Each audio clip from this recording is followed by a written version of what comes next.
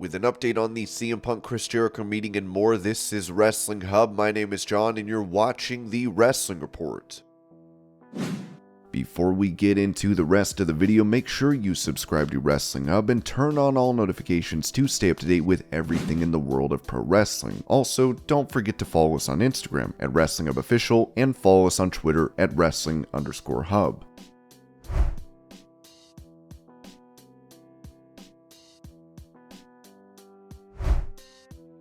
Speaking about originally wanting to box a former WWE star for his debut bout, John Morrison told TMZ Sports, "They asked me would I be willing to fight Harley or Matt Cardona, and I asked him if he wanted to fight. He goes like, bro, I'm not going to fight anyone, and I'm definitely not going to fight you. No, bro, are you crazy? No, I'm not going to fight." But literally, he was like my first phone call they wanted me to fight, broski.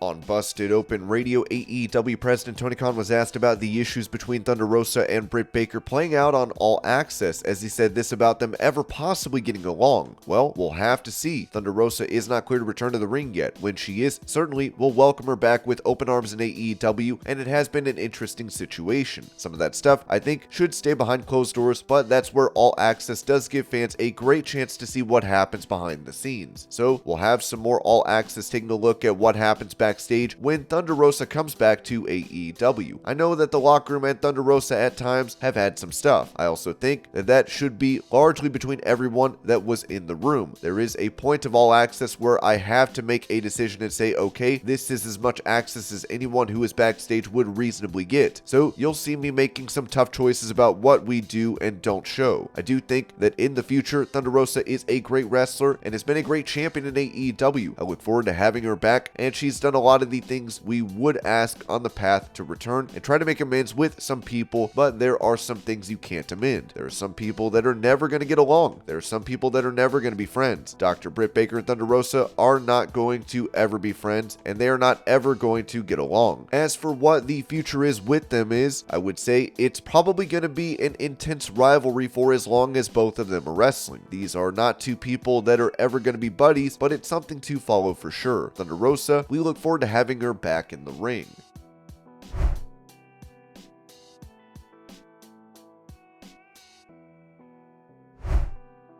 Explaining why an AEW star missed a recent booking, Fightful said that Malakai Black had a travel issue that contributed to not making the Water City Wrestling Con and ACW show in Wisconsin. Swoggle, who runs the company, told the crowd Black wouldn't take a later flight after his initial one was delayed.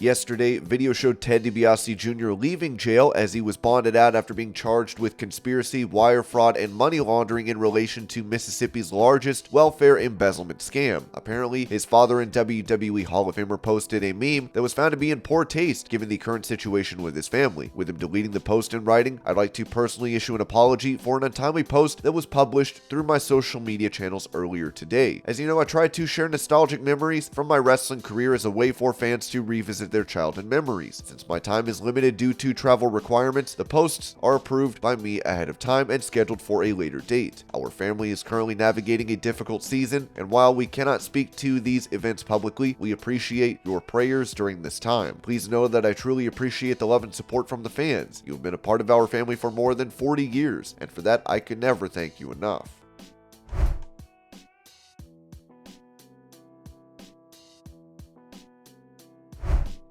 Recalling her recent outing at WrestleMania 39 where she defeated Charlotte Flair for the SmackDown Women's title, Rhea Ripley said this on After the Bell. "Yeah, I mean, it's a lot how I felt going into the first Women's War Games match. We had our War Games shirts and it was FTMF. Follow that, MFers." That was printed on the back of them. And that was the same mentality that I had going into this WrestleMania. The day of was a complete mess to me because I was emotionally unstable, I want to say, because of the lack of sleep and everything coming full circle. But I knew that as soon as my music played and I stepped out of Gorilla and into the light with all the fans staring back at me, I knew I was going to switch on. And that's when the Rhea Ripley you see comes out. And that's when all my confidence comes rushing through my body, and I'm going to go out there and do everything I can to steal the show.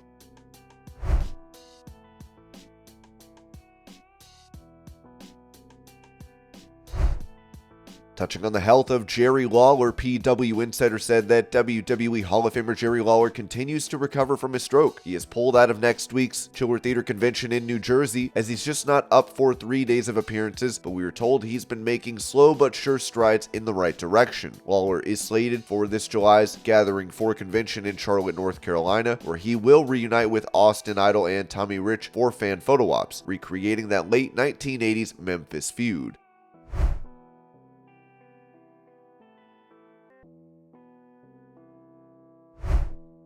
Recalling his Raw Legends Night 2021 segment backstage with Randy Orton, Paul Wight told Inside the Ropes, "Personally, it was frustrating. That was one of the big battles that I had with Vince McMahon. He's an innovator. He's brilliant. He's one of the smartest people I've ever met in my life. He understands the human dynamic. I didn't want to be in that Legends role. I kept teasing him, hey, quit trying to put me in. I am not ready to be in the retirement home. Quit shoving me there." That's something that WWE has always done too. They will use every tool available to promote something that they're promoting. Everything's on the table with them. I understand that that role was setting up what it was setting up, but it was a little bit of a humbling experience to sit on the stage and get berated for the work that you've done. But that's part of what you sign a contract for. You sign a contract and you get paid to check your ego at the door. If you don't want check your ego anymore, then you can leave. One of the things is I've always done is everything in WWE I was ever asked for. I signed a check. This is a job. It's a fun job. It's a great job. It's a job. It's your boss. Sometimes your boss is going to make you do things that you don't like. Like, people would ask me all the time. I'd have to catch these small, tiny commuter planes where I was like wearing the airplane. They're like, how do you do it? I'm like, well, I got a choice. I can either do it or I can stay home and not go to work. You make those sacrifices to be a part of something that you love doing. I'm a guy that is used to wrestling 4 or 5 nights a week year round. To not be able to say goodbye to that yet. I think as a talent, you have to reach a place in your mind where you're willing to say goodbye to the fans and goodbye to the guys that you wrestle with, the gals that you tour with. You have to be able to say goodbye to them when you have peace in your heart, and I just didn't have that peace. I wanted to compete. I didn't care what I was doing. I just wanted to compete.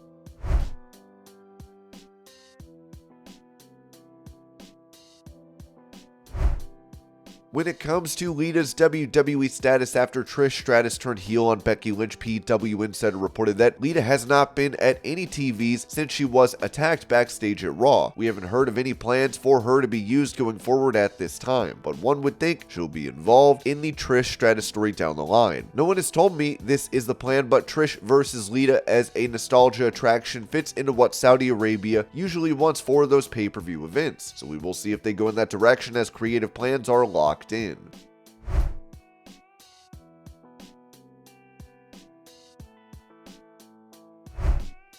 Giving an update on AJ Styles following his injury last year, PW Insider noted that we've been asked a lot about AJ Styles. He was not around WrestleMania weekend, and we are told it's just a matter of him being cleared to return from the broken ankle he suffered in December and being ready to perform. We haven't heard he's been at the WWE Performance Center or anywhere else on the road for the company.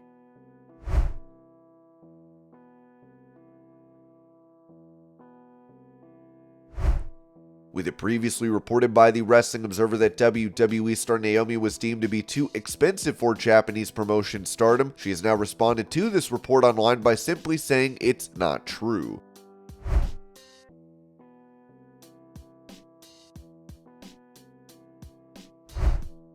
Talking about the possibility of receiving a WWE Hall of Fame induction, Raven told PW Mania, "I'm not expecting that to happen. I don't think they see me that way. I don't think Vince sees me that way. And obviously, if he saw me in that light, he would have used me better when I was there. So yeah, that's not happening. I would almost bet everything I own that I'm not going to be inducted this year or any year in the future. And I think that's why the Impact thing means a lot to me. Also, the Impact thing, they only do one person a year."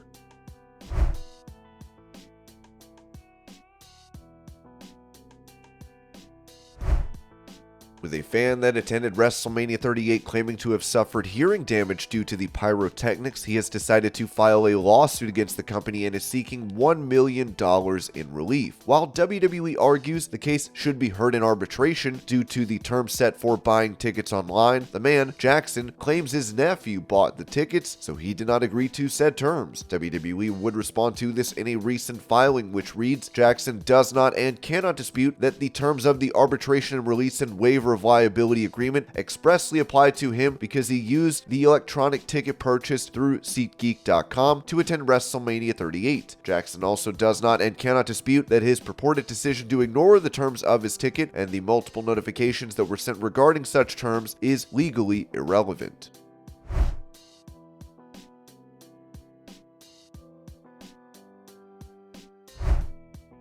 Speaking about the drama surrounding CM Punk, former WWE writer Vince Russo said on his podcast, "To me, the guy who didn't give a you-know-what and went out there and said what he wanted to say, whether it was right or wrong, whether he buried the boss, and there were a lot of things that Punk did wrong. Maybe things I'd have done in a younger age, but not at my age now. But to me, especially in the wrestling business, the guy who speaks the truth regardless of the fallout and the ramifications, to me, that's the babyface."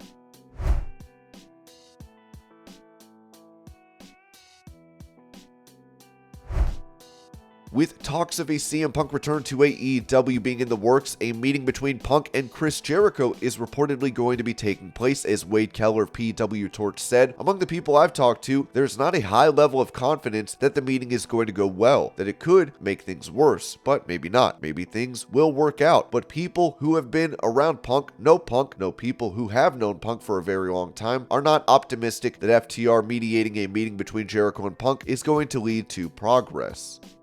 And this was your Pro Wrestling News Update. I hope you're all having a great day. Thank you so much for watching, and I'll see y'all later.